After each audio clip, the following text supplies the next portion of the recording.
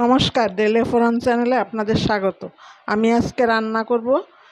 দেখুন, আপনারা এই মাছটার কী নাম আপনারা বলেন এবং কী নামে চেনেন আমারে কমেন্টসের মাধ্যমে জানাবেন। তা আমি এই মাছগুলি আজকে রান্না করব আলু দিয়ে। তাই আমি এখন এই মাছগুলির মধ্যে হলুদ, লঙ্কা, নুন দিয়ে মেখে তারপরে একটু ভেজে নেব। দেখতে থাকুন বন্ধুরা। আমি কড়াইতে সরষের তেল দিয়ে দিয়েছি মাছ ভাজার জন্য। এবার আমি মেখে রাখা মাছগুলো দিয়ে ভেজে নেব। বন্ধুরা, এই মাছগুলো জালটা একটু বাড়িয়ে দিয়ে ভাজতে হয়, না হলে খুলে যাবার সম্ভাবনা থাকে। আর এই মাছগুলি খেতে এতই টেস্টি, মানে এই মাছগুলো আমি খুঁজেই পাইনি, তা আজকে পেয়েছি, যার জন্য আমি নিয়ে আসলাম। ভাবলাম যে আপনাদের মধ্যে একটু শেয়ার করি। তো আপনারা দেখতে থাকুন। আমি মাছগুলি ভেজে তারপর আমি আবার ফিরে আসছি। মানে অতটা ভাজবো না, হালকা হালকা মানে একটু হালকা করেই ভেজে নেব। দেখতে থাকুন বন্ধুরা। আমার মাছগুলো ভাজা হয়ে গেছে। এবার আমি মাছগুলি নামিয়ে নেব। এবার আমি এই তেলের উপরে এই মাছের মতো করে দুইটা আলু কেটে নিয়েছি। আলু দুটো আমি ভেজে নেব। সামান্য একটু নুন দিয়ে আলু কাটা আমি ভেজে তারপর আমি আবার আমার আলুগুলো ভাজা হয়ে গেছে। এই যে এরকম লাল লাল করে ভেজে নিয়েছি। এবার আমি এগুলি নামিয়ে নেব। কড়াইতে আমি পরিমাণ মতো তেল দিয়ে দিয়েছি। তেলটা গরম হয়ে গেছে। এবার আমি একটা তেজপাতা 2 টুকরো করে দিয়ে দিলাম। তার মধ্যে আমি গোটা জিরে দিয়ে দিলাম কিছুটা। এবার আমি পেঁয়াজ কেটে রেখেছি, সেই পেঁয়াজগুলো দিয়ে দেব। পেঁয়াজগুলো দিয়ে একটু ভেজে তারপর আমি আবার আমার পেঁয়াজগুলো বাদামি কালার হয়ে আসছে। এই পর্যায়ে আমি একটু জল দিয়ে দেব। দিয়ে এবার আমি 8-10টা কাঁচা লঙ্কা আর হাফ চামচের মতো হলুদের গুঁড়া আর 1 ইঞ্চির মতো আদা আমি বেটে নিয়েছি, এটা আমি দিয়ে দেব।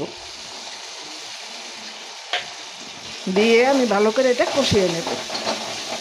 বন্ধুরা, আমার এই রেসিপিটা যদি আপনাদের ভালো লেগে থাকে তাইলে আমার চ্যানেলটা সাবস্ক্রাইব করে নেবেন আর পাশে থাকা বেল আইকনে ক্লিক করে দেবেন এরকম সুন্দর সুন্দর রেসিপি পাওয়ার জন্য।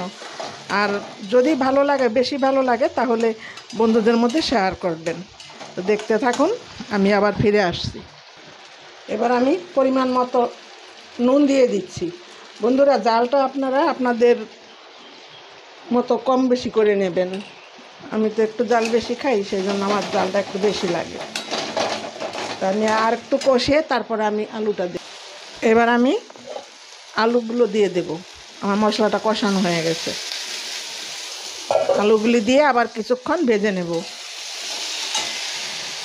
আমার আলুগুলো ভাজা হয়ে আসছে। আমি এইবার পরিমাণ মতো জল দিয়ে দেব। পরিমাণ মতো জল দিয়ে বলক উঠলে তারপর আমি মাছগুলো দেব। দেখতে থাকুন। আমার জলে বলক চলে আসছে। এই পর্যায়ে আমি ভেজে রাখা মাছগুলো দিয়ে দেব। দিয়ে আবার কিছুক্ষণ জাল করে নেব। বন্ধুরা, এই মাছগুলো খেতে এতই টেস্ট, মানে ছোট বড় সবাই খেতে পারবে, কারণ কাটা শুধু মাঝখানে একটা, আর খেতেও খুব স্বাদ।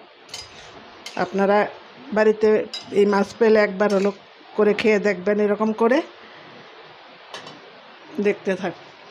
এই পর্যায়ে আমি কিছুটা ভাজা মশলা দিয়ে দিচ্ছি। এখানে আমি জিরা, ধনে আর 2-3টা শুকনো লঙ্কা বেটে ফাঁকি করে রেখেছিলাম, সেই মশলাটা দিয়ে দিচ্ছি।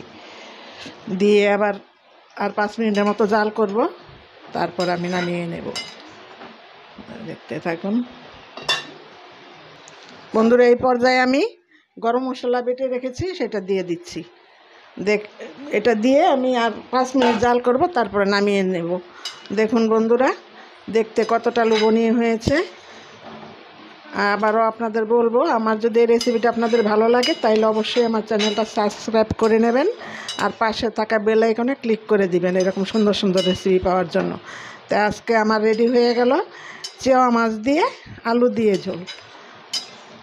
তা আপনারা সবাই ভালো থাকবেন, সুস্থ থাকবেন। দেখা হবে অন্য আবার কোনো রেসিপিতে। ধন্যবাদ।